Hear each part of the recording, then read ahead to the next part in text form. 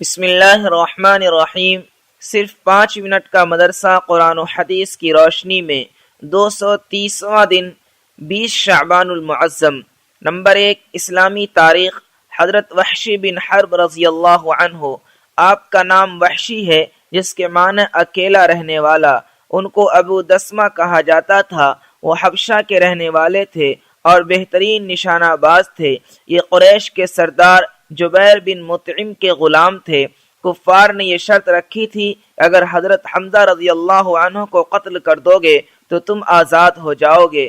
چنانچہ جنگ احد میں حضرت حمزہ رضی اللہ عنہ وحشی کے نیزے سے شہید ہو گئے۔ حضرت وحشی رضی اللہ عنہ کہتے ہیں کہ جنگ احد میں حضرت حمزہ رضی اللہ عنہ کو شہید کر کے میں خیمے میں آ کر بیٹھ گیا، اس لیے کہ اپنی آزادی کے علاوہ مجھے کوئی اور دلچسپی نہ تھی۔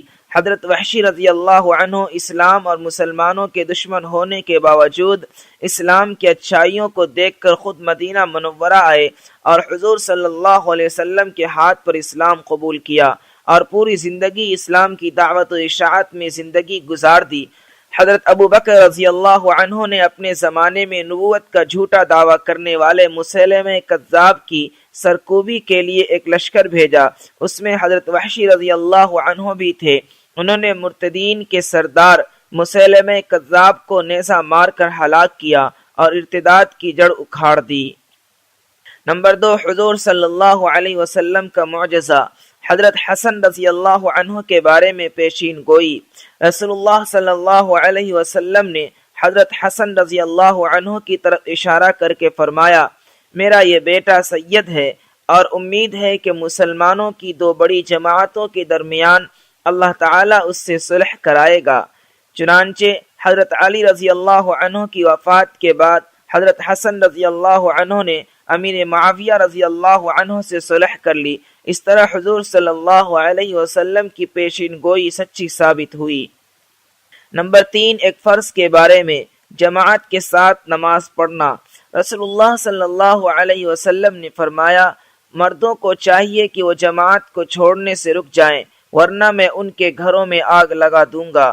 فائدہ، جماعت چھوڑنے والوں کے لیے حدیثوں میں بہت سخت وعیدیں بیان کی گئی ہیں، اس لیے تمام مسلمان مردوں پر جماعت کا اہتمام کرنا بہت ضروری ہے۔ نمبر 4، ایک سنت کے بارے میں، نیک اولاد کے لیے دعا۔ نیک اولاد حاصل کرنے کے لیے اس دعا کا اہتمام کرنا چاہیے۔ حضرت زکریا علیہ السلام نے نیک اولاد مانگتے وقت یہ دعا فرمائی تھی، جس کو قبول فرما کر اللہ تعالیٰ نے حضرت یحییٰ علیہ السلام کو مرحمت فرمایا، رب حب لی من لدنک ذریۃ طیبہ انک سمیع الدعاء۔ ترجمہ، اے میرے رب، اپنی بارگاہ سے مجھے نیک اور صالح اولاد عطا فرما، بے شک آپ دعا کو بہت سننے والے ہیں۔ نمبر 5، ایک اہم عمل کی فضیلت، جمعہ کا خطبہ سننا۔ رسول اللہ صلی اللہ علیہ وسلم نے فرمایا، جس نے اچھی طرح وضو کیا پھر جمعہ کی نماز کے لیے آیا اور خاموشی سے خوب غور سے خطبہ سنا تو دونوں جمعہ کے درمیان اور مزید 3 دن یعنی کل 10 دن اس کی مغفرت کر دی جاتی ہے، اور جس نے خطبہ کے دوران کنکری کو بھی چھوا تو اس نے لغو یعنی بیکار اور باطل کام کیا۔ نمبر 6، ایک گناہ کے بارے میں، فضول خرچی کرنا۔ قرآن میں اللہ تعالیٰ فرماتا ہے، اسراف و فضول خرچی مت کرو کیونکہ اللہ تعالیٰ فضول خرچی کرنے والوں کو پسند نہیں کرتا۔ نمبر 7، دنیا کے بارے میں، کھانے پینے کی چیزوں کی پیداوار۔